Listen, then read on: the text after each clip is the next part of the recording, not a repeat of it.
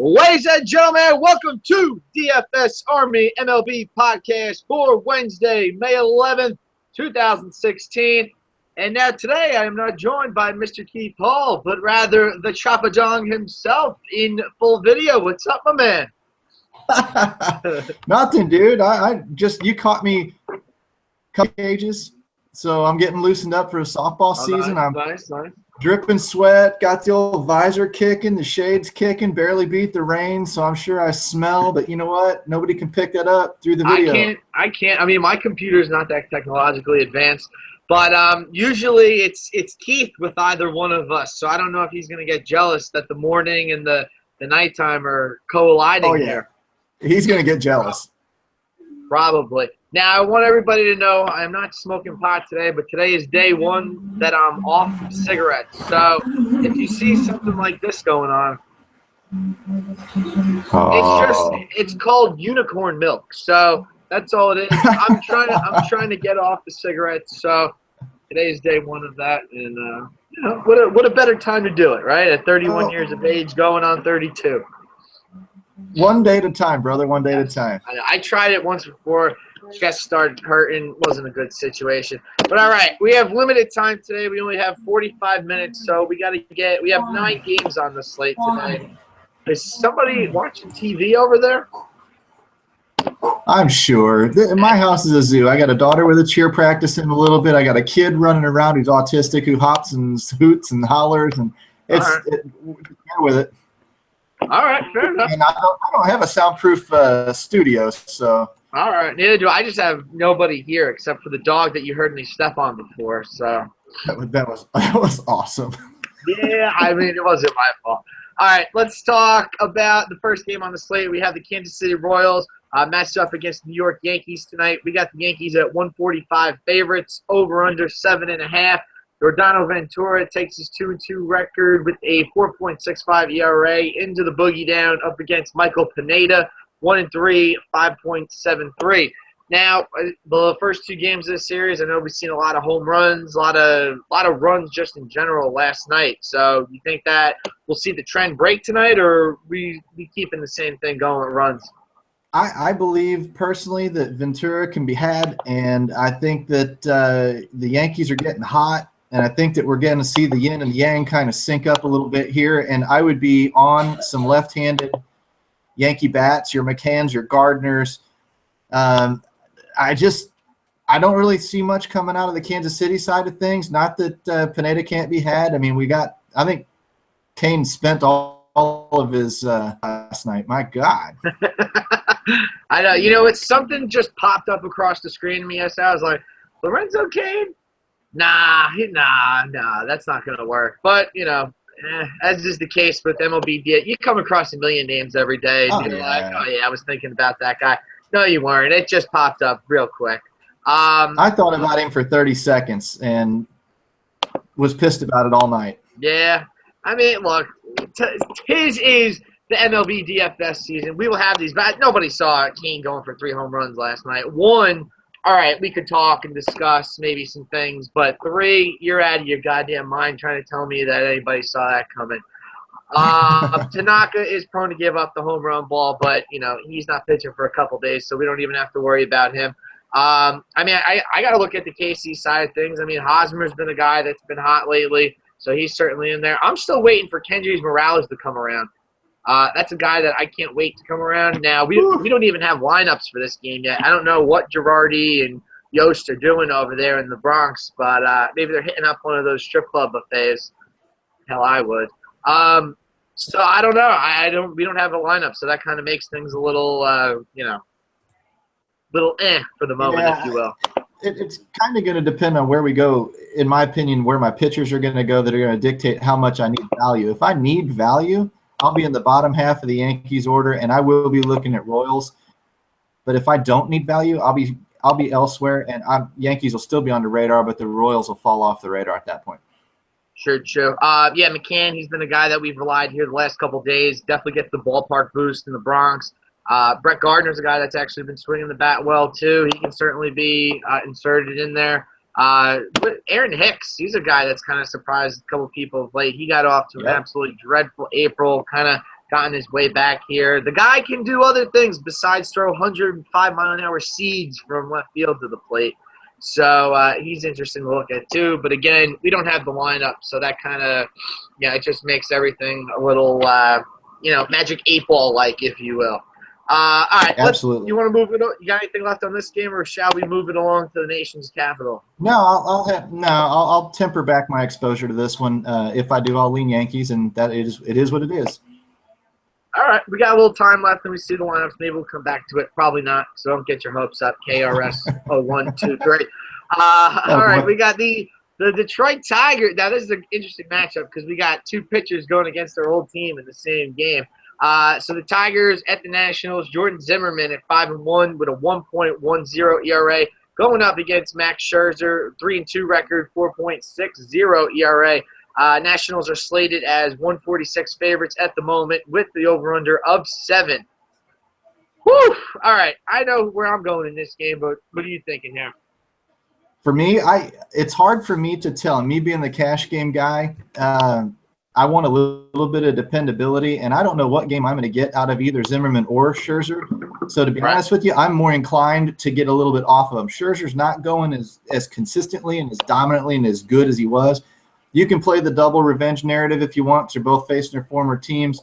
I just don't know what kind of pitching performances I'm going to get. Both these guys can shut another team completely off, and both these guys can give up runs that if you're into an ultra-risky GPP, I'd say this game's on your radar. If you're into cash, I would say minimal exposure at best. Oh, you know me. So this game's front and center, my man. I really like Max Scherzer. Some of your stuff. I mean, look, Scherzer tonight, he's basically going up against an all right-handed lineup of the Detroit Tigers. We've got Victor Martinez batting cleanup, who's going to play first base. Anthony Ghost there in center field batting 7th, but the rest of this lineup right-handed. We know the Tigers haven't been doing too well against righties, but, and look, Scherzer, he's been giving up the homer ball, but he's still shown the ability to strike batters out. That's the thing with Scherzer. You think, shit, man, he's going against the Phils. This is going to be a good start. No, the Phils come out and they bat him around. I feel like the Tigers can certainly swing and miss. Now, I'm not going to lie to you. I'm not going to be playing like all the money that I have in my account tonight just because I'm a little worried about some of these pitchers. But, Scherzer's a guy that I would probably have at the top of my list. Zimmerman's interesting too, but you got to think a lot of these Nationals know how he rolls. I am very interested in Daniel Murphy batting in the 4-hole tonight, right behind Bryce Harper. I was just going to ask that. Being that the lineup's been released, they're putting somebody behind Harper that might dictate you pitch to Harper a little bit because the dude's knocking almost 400. I mean, yikes. That's a pretty sexy little spot and may take a little bit of the pressure off of Zimmerman. So you might get yourself a nice sub 3K first baseman if you're really into it. But again, I'm just not into attacking Zimmerman. Yeah, I know what he's capable of as well. That's certainly a good place to go. I think Rendon's even all right. Harper, if he ever gets pitched to, maybe we can talk about him again in the future. But I'm not paying almost $4,500 for 4 walks. Thanks, appreciate it. But I'll go elsewhere. I like guys that actually swing the bat. Any bats on Detroit that you like? Because we could certainly get some homer balls going from this team. I like Ian Kinsler for consistency. I think he'll always show up. But as far as the home run, the power, the pop, your V-Mart looks pretty good. But, man, I am a huge fan of J.D. Martinez. And even at 3.3K, I think the dude is a little bit underpriced. I wish I could see some flashes out of him other than about once a week so that I could really get on this train. When I get on this train, I'm not coming off of it because the dude is good. Well, I believe he went yard last night, correct? Yeah, I think so. But again, it's just not happening frequently enough. And, home runs come in bunches. When you see a guy, you can't wait for him to hit his 3rd or 4th home run of the week either because by then the train's left the station. Absolutely. But him on your radar, always be looking for him. And when he shows a little bit of a flash, think about getting on him right away. For sure. One lineup note here, no Nick Castellanos, who's been all world recently. Miggy Cabrera goes over to 3rd. I think this is kind of a good thing for Scherzer as well because, obviously Miguel Cabrera over a third hasn't necessarily been playing there. That's a huge defensive downgrade there for the Tigers and for Jordan Zimmerman tonight. No, absolutely. Does that move Victor Martinez over to first base and force him to play? Sure does. That's kind of like both your corners just kind of got downgraded at the same time. Yeah, so maybe some Ben Revere bunts. He's leading off tonight. I could certainly see that. Danny Espinosa is a very cheap shortstop. We could even get in there. I believe he might be second on FanDuel. We're in a rush today, so I'm not going to look. But certainly some guys there in the Nationals worth playing. Obviously again. That Revere, maybe Murphy, Zimmerman, something along those lines. Maybe not a complete stack since Zimmerman's on the hill, but it'd be ballsy and sneaky if you did. Yeah, oh yeah, hell yeah. Hey, the queen had balls, she would be the king, right? There you go. Did. All right, now for my favorite stack of the night, we'll go to Boston, where the Oakland A's are there. Eric Surkamp, 0-2, 5.59 ERA.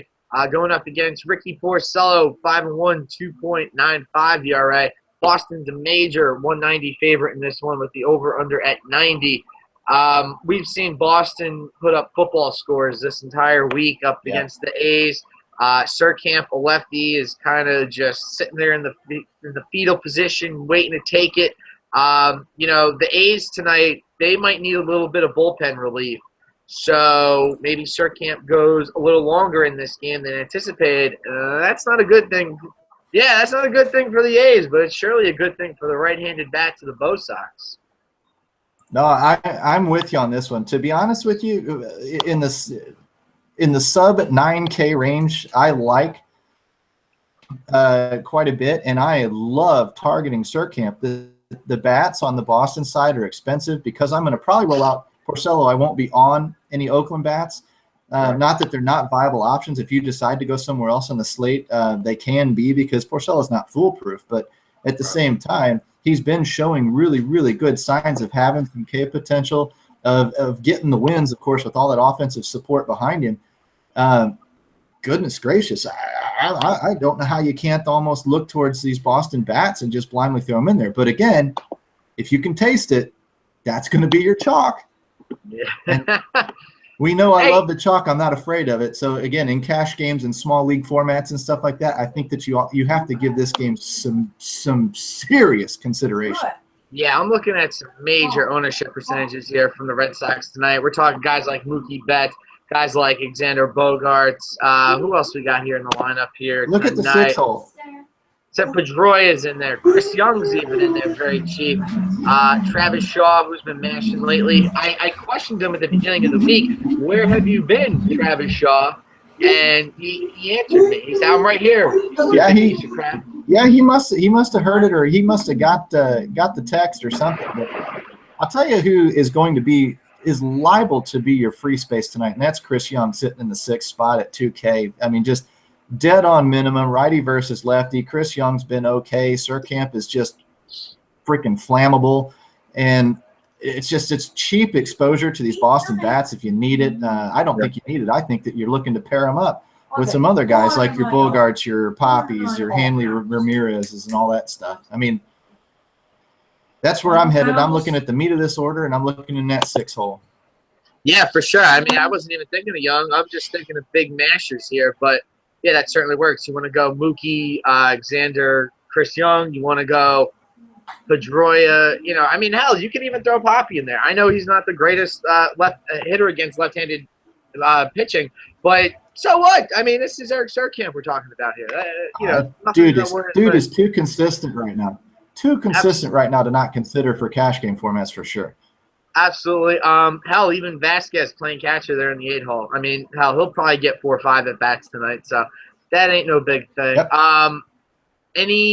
Any concern that Boston's run around the bases too much this week, that they're tired? Yeah, anytime I see guys putting up football scores a couple of games in a row, I wonder, just like the whole Lorenzo Cain up in New York thing, I wonder if they're a little out of juice. And it's not that they're not swinging the bat well, and it's not that they're not a great talent. It's the fact that, golly, if you do that much in such a short period of time, the numbers are going to normalize. And I know what's going to happen. They will normalize when I just load up on all of them and chase the points and sit there and just curse myself all night long with, why did I do this? Why is Surkamp throwing a no-no through 7? All right, you let me know. You let me know if you're loading up on Sox bats. And if you text me tonight and I refuse to answer, you know what's happening. all right, fair enough. Well, I'll be watching along. Hey, by the way, the NHL playoffs right now, unbelievable. Just that's where I'll be. That's where my TV dollars are going tonight. tonight. That's right. St. Louis. All right. Game 7. All right. Game 7. Here we go again. Is Josh Reddick the only A's bat for you tonight? Well, because I'm really leaning towards Porcello, I haven't looked at him much, but Coco Crisp has gone. He's gone all right lately. Josh Reddick has been remarkably consistent without hitting a lot of home runs. Steven Vogt's always a catching option, although there's probably better ones out there right now. Yonder Alonso's cheap. I love me some Marcus Semien at shortstop for cheap. So, I mean, there's a lot of bats you can sprinkle in if you're not rolling out Porcello, and it's a cheap. If this game ends up going 8-6, to the coin right over there in Oakland, and you've got plenty of bats to choose from. All right. Moving along, let us get to our next game. My Philadelphia Phillies against the 1-win-at-home Atlanta Braves. What do we got here? Jared Eichhoff, 1-4, 4.21 ERA, going up against Williams Perez. No record to date with a 5.11 ERA. Phils are 117 favorites in this one, over under 7.5. Interesting note here, Chacin from the Braves was slated to start tonight, ends up getting traded to the Halos all the way on the other side across the country. So they need a pitcher. Yeah, so here comes Williams Perez, the pitching machine. I don't know much about Perez, but I could see the Phillies definitely being caught off guard in this one. Although Ryan Howard, first base, you get yourself a premier bat, and he hit the ball hard 3 times last night against Whistler, who he came into the game being 3 for 3 against in his career. 2 solid shots at the center field, right at the center fielder, and then he had one right on the ground that played right into the shift. He's 2,200 tonight, batting cleanup. Should we not go with him? You've got the eyeball test. I don't. I look at the 0 for 3, 0 for 4, or whatever, and that kind of makes me go, oh, it's just Ryan Howard again. Old man Howard, bum wheels Howard. But if he's ripping the ball and he's showing any signs at all of getting a little bit hot, all he needs is a double with 2 guys on base, and he pays that salary off. Yeah, now, sorry, I had to do some unicorn milk tit. Hey, you're all good. Odubel Herrera is interesting too, but I think his price is way too expensive. And it was funny because we didn't obviously no podcast on Tuesday for me and Keith, but something I would have said was I don't know if I'm going to pay up this much for a guy that just gets singles and doesn't get many extra base hits. Well, he had a double last night, so that's typically how the world works around here. Yeah, but you know what? 3.6K, there's a lot of other places that I can go for that. I mean, yeah, New York, and I can take Brett Gardner. I can get over onto the Kansas City side of the ball or on the dugout. I can get into a lot of different places. I can even get into the Pittsburgh game, which we'll probably cover here in a little bit. So, yep. And get a little bit more gap power, get a little more ISO or OPS out of a guy than Herrera. If I'm looking for some kind of a cash game play in this game on the Philly side of things, Howard tempts me a little, but at first base, I want somebody who's rolling pretty good. Franco's all right. I don't mind if somebody really, really wants to argue those things, but being that we're probably taking value pitchers, I might throw Cesar Hernandez back out there again, near league minimum at second base, being a little switch hitting, little dink and dunk kind of guy that gets me 6 to 9 points just about every time he bats in the top half of the order. And then I can go pay up in another spot and get myself back into that Boston game.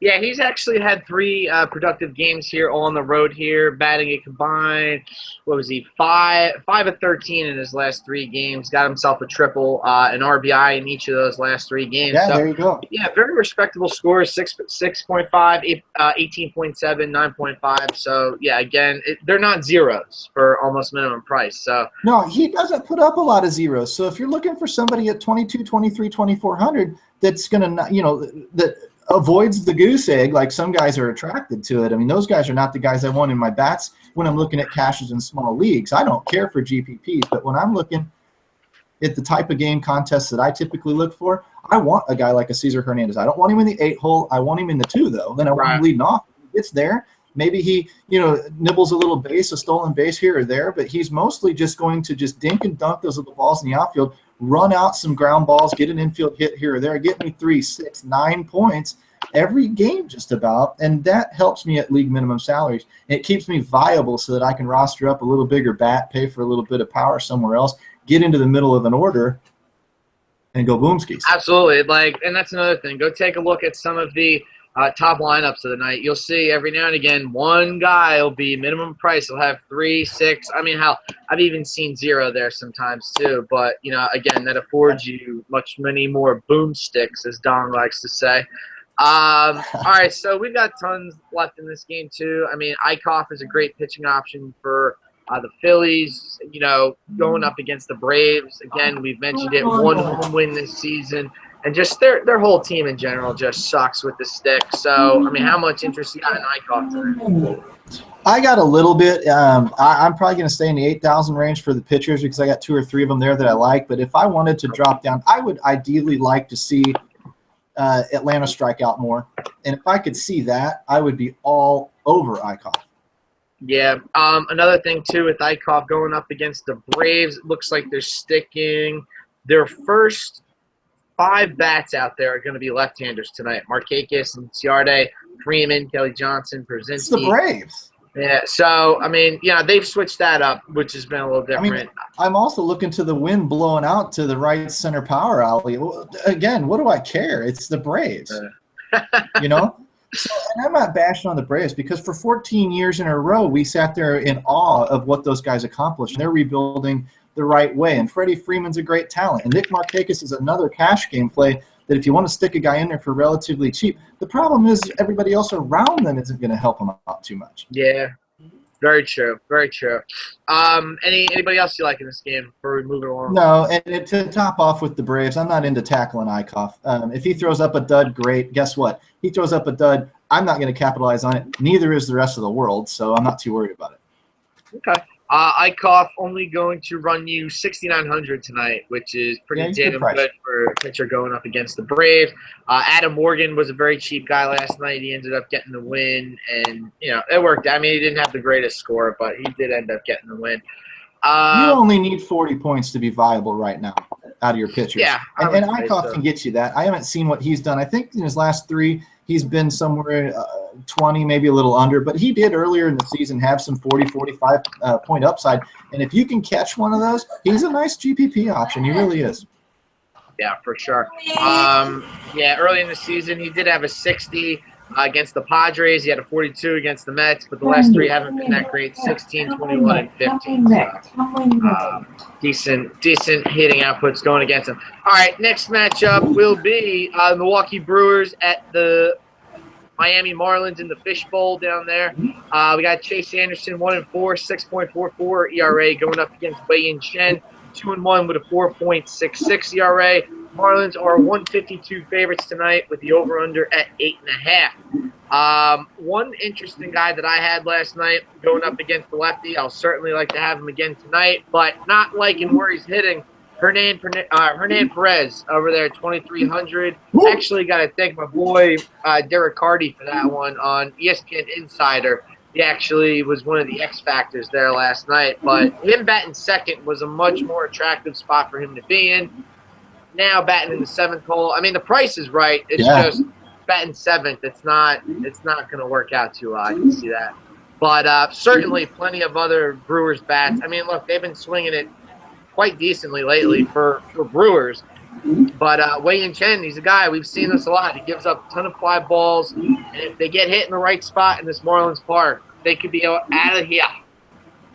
Man, that's a tall order to me because I know that Marlins, the Fishbowl, as you call it, is a little tougher stadium to hit out of than usual.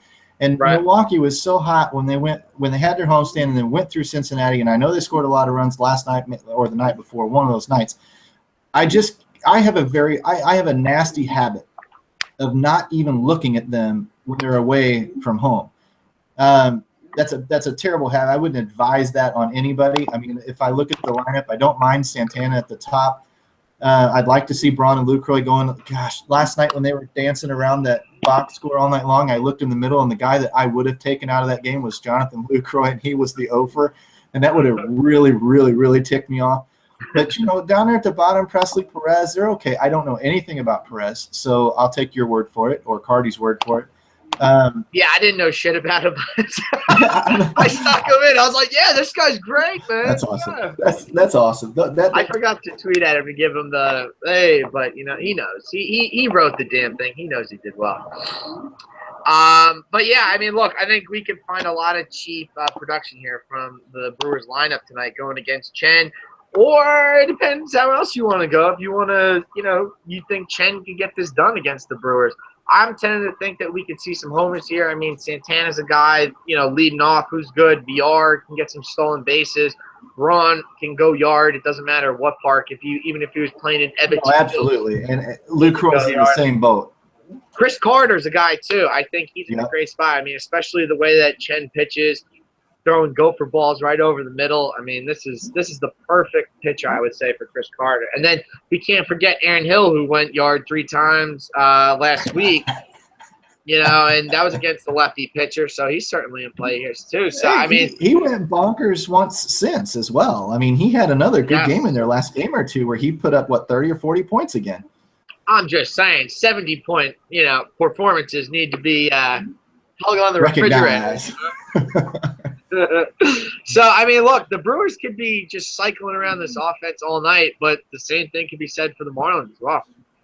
No, absolutely. The Marlins prices are a little bit higher across the board, but I'd rather pick on Chase Anderson than Mr. Chen over there.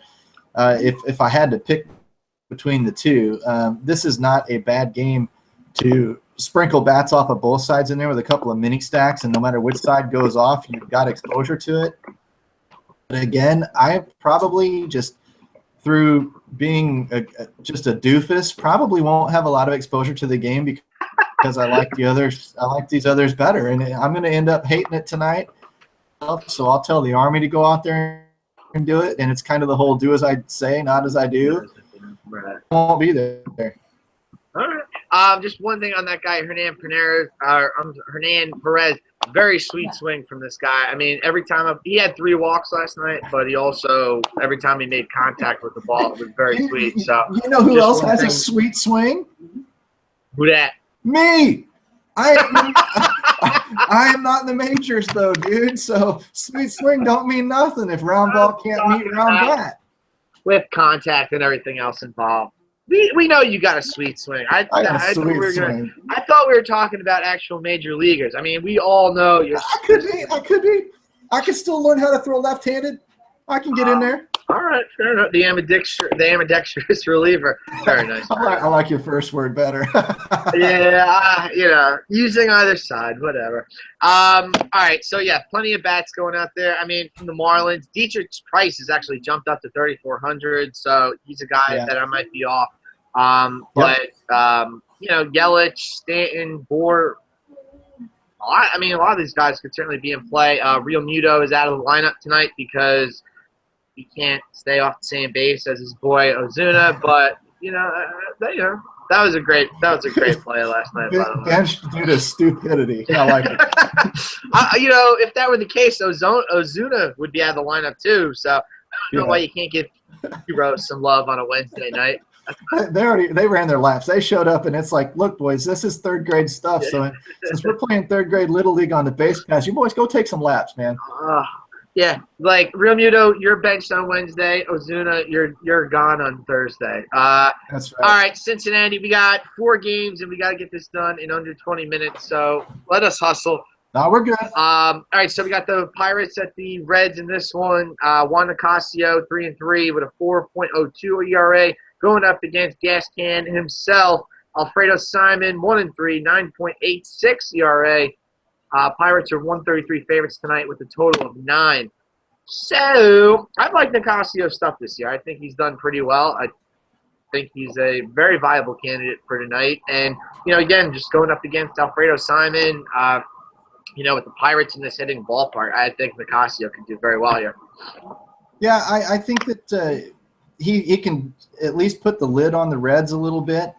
If that 9 over under from Vegas is got to be leaning on the Pittsburgh side of things because Alfredo Simon is just he's combustible, and these Pittsburgh bats can do it, and that's where I'm going to be headed if I can. I probably won't do a lot of Cincinnati Reds, which probably means that if you're a GPP kind of guy, man, in this ballpark, Votto be alone at first base. You could roster up some Jay Bruce, probably be alone with him. Oh, wait, let me hold you back real quick. No Votto tonight. No Votto. Is that not looky there? Brandon Phillips slides up into the 3. How about that? Yeah. Cozart, Hamilton, Phillips, Bruce. Oh, man. I don't know. It's still not bad because those bats are cheap, and if you're a GPP guy. But if you're a cash or small league guy like I am, you won't be touching Reds tonight because Nicasio is actually competent, but you will be heavily leaning over there on the Pittsburgh side of the bats for to attack that gas cannon Simon. Yeah, I mean, me and Keith were talking. Well, I was talking a lot about steals on Monday, and Keith came to me, where'd you read the book on stealing? I was like, I tried to. But, Pittsburgh is one of the teams that you can kind of pick on with stealing bases. So Billy Hamilton might not be a terrible option tonight. I like him usually when he's batting leadoff because, let's say Cozart gets on base first, they might try to bunt with Hamilton. I'd rather Hamilton try to take a swing and, stretch it out with his legs. But in case he does get on base, Hamilton can certainly get some bases going against Pittsburgh today.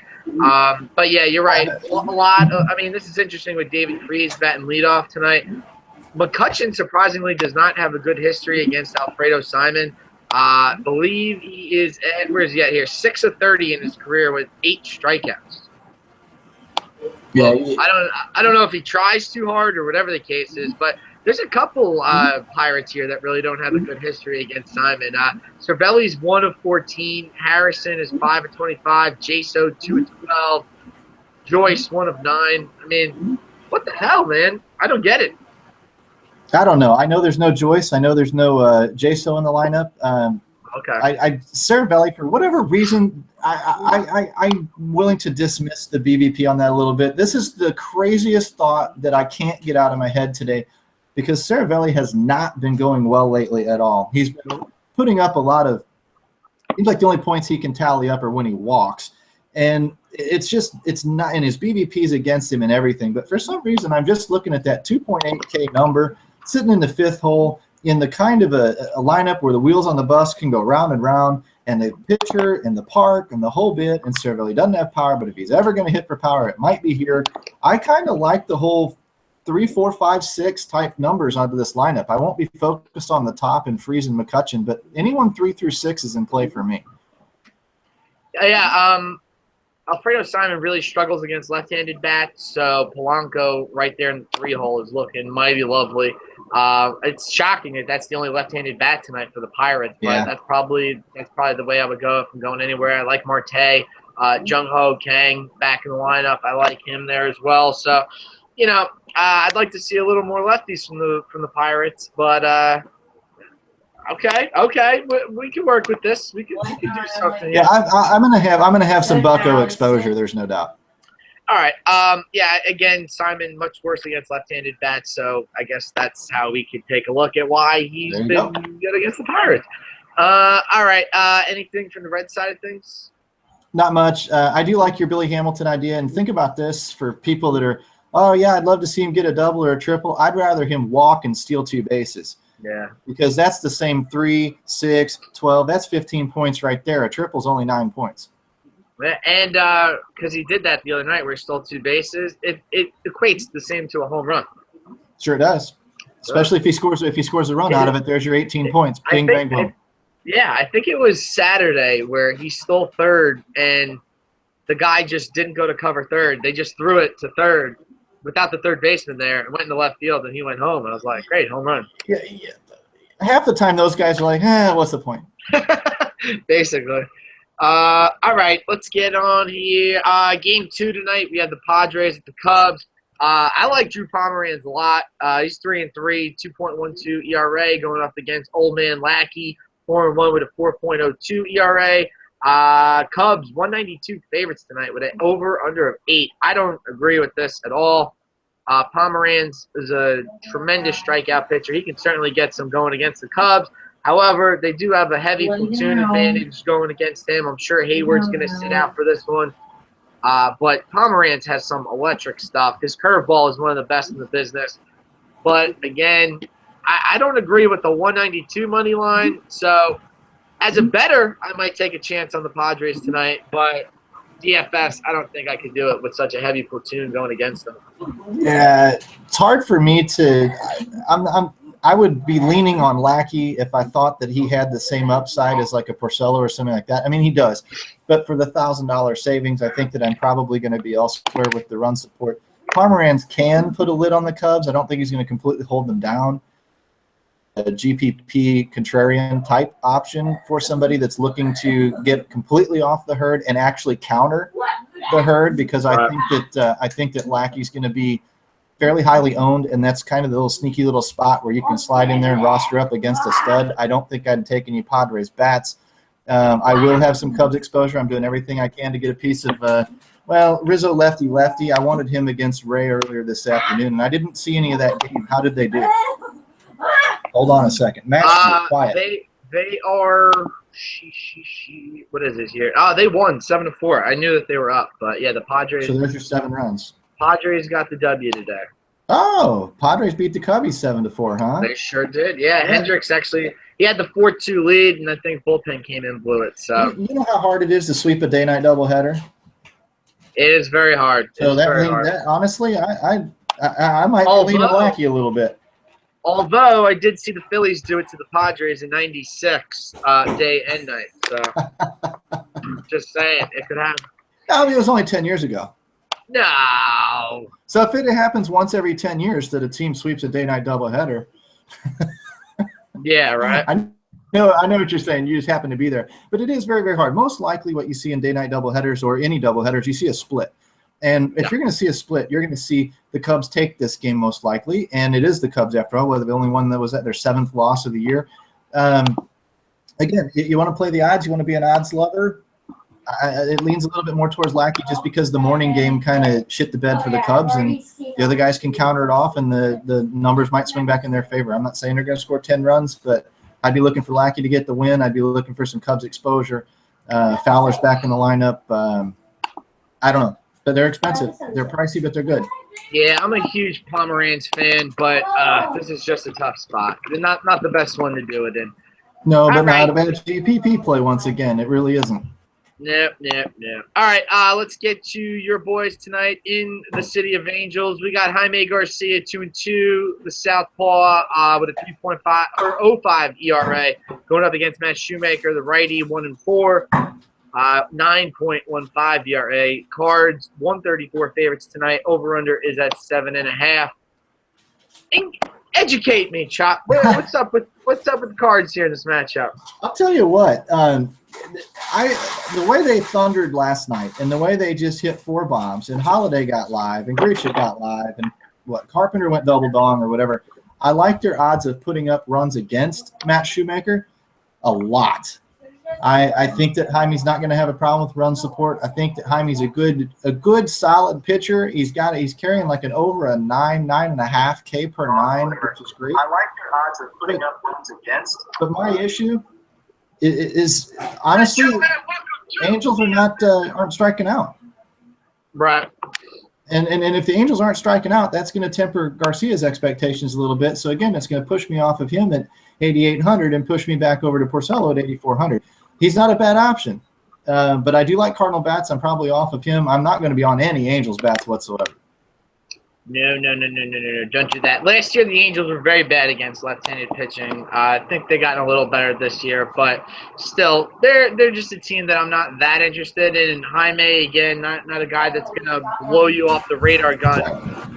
But wicked movement, wiffle ball movement on that dude's pitches when he's healthy. Yeah, it's more so just placing pitches, but he can still certainly strike you out. So I kind of like Jaime as a decent option tonight for pitching. Not bad. But yeah, I mean, again with Shoemaker, I think we could certainly get a couple bats. Carpenter, of course. I'm a big Piscotty fan too. Even a Brandon Moss could certainly work in this situation. So I'll tell you who I'm watching, and this is what we did on the morning pod. I convinced Keith to throw him in our little lineup that we built. I'm a big fan of Randall Grichuk right now. He's not been going very well. Nobody in the world will be on him. He's sitting at 2,700 in the outfield. Again, he gets you back into some of those expensive bats of Boston, of Chicago, some others, if that's where you're ultimately wanting to put the most of your investment. And he is the kind of guy. He's got double dong power. He hit one last night. We've been waiting in St. Louis for this guy to come around. He's not currently slated in the projected lineups, but I don't think that means squat because the local media and both the general manager and Mike Matheny, the manager, are dead set on keeping Holiday and Grichuk in the middle of that order and waiting for them to light it up. And Grichuk showing a little bit of signs of waking up. So you want a little local flavor. That would be my player of the night. It'd be my GPP player of the night. I don't think I could roster him for cash unless it was the only spot in my lineup I was going to take a chance on. And then I'd look at him for sure. Hey, guess who went into my lineup right now? That boy. Yeah, I like it. I mean, he's going to go before like everybody else in the world that I'm picking today. But if I want it out there, I want it loud and clear because if he does hit one out tonight or hits a couple doubles or something like that, I want all the credit in the world for the sneaky pick because I don't think anybody else in the DFS industry is talking about him. I like it. All right. Hey, you know what? You convinced me, so you got me there. All right, let us move along. Last game of the night, probably the best pitching matchup that we'll see here. Noah Syndergaard, 2-2, 2.58 ERA going up against Kent Maeda. 3-1 with a 1.66 ERA. The Mets are a slight 104 favorite here, over under of 6.5, by far the lowest of the night. Here's my thing. I like Syndergaard, but his issue has been innings so far, okay? So Maeda is a guy that could certainly go toe-to-toe with him. Again, he's kind of like a right-handed Jaime Garcia.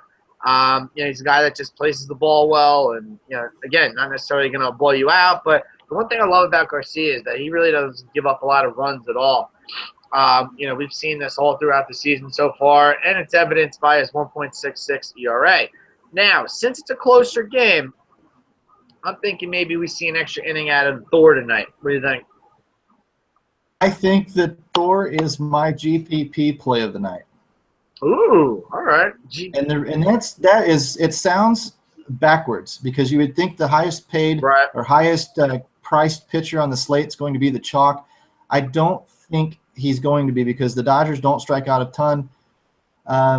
He hasn't gone that well of late, and like you said, he's had a little trouble going deep into games, and the game is not heavily favored by Vegas. The only thing it's really got going for it's the 6.5 over-under and the fact that it's out in Chavez Ravine where pitchers tend to thrive. And to be quite honest with you, I think everybody's going to be looking at Garcia, looking at Porcello, looking at Lackey, looking at some of these other guys in the $7,000 to $8,000 to $9,000 range, and they're going to immediately say there is tons of value in the pitching in great spots, and I don't need to pay up for Thor, which tells me I should be looking at paying up for Thor in tournaments because I've got the value bats if I want to take a little Philly, take a little Atlanta, take a little St. Louis, and sprinkle around a little bit.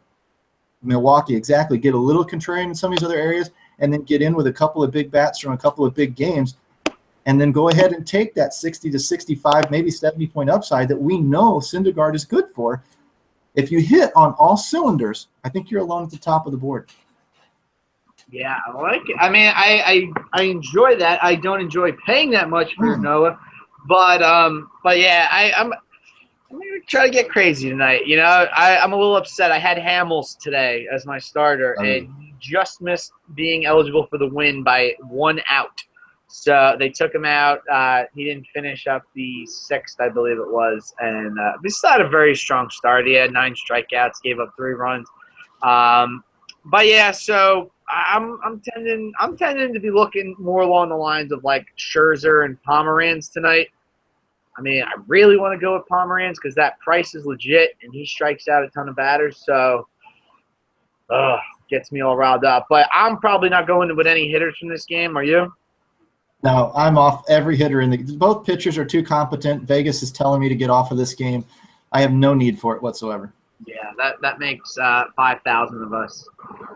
So, with that being said, usually at the end of each show, me and Keith, we call our dong. So, I will invite you to make a dong call tonight, if you will.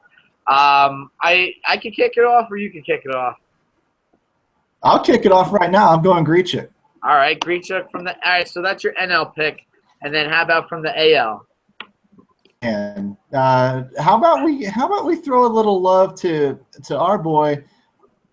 If you really need a cheap play, and occasionally the dude will run into one, whatever reason, Didi Gregorius is standing out in my mind in the Yankees.